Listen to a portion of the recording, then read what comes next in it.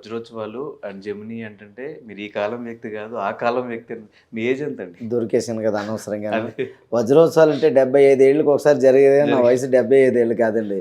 నా వయసు ఇప్పుడు 16. జనరల్‌గా ఏజ్ ఎంత అండి? ఒక 50 అంతే.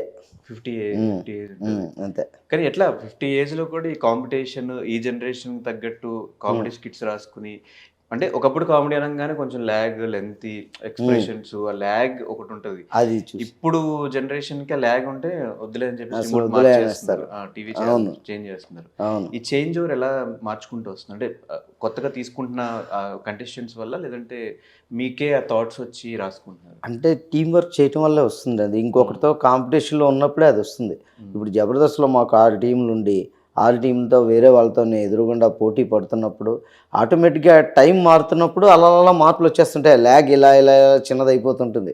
3 గంటల సినిమా 2:30 గంటలు, 2 గంటలు అయిపోయి సాంగ్స్ తగ్గిపోయి ఇప్పుడు చూస్తున్నా కదా టక టక టక మన అన్ని మార్పులు వచ్చేస్తుంటాయి. ఆ మార్పును మనం అబ్జర్వ్ చేయగలగాలి. ఆ తర్వాత మనం పోటీ పడుతున్నప్పుడు ఒకళ్ళతోటి తెలిసిపోతుంది.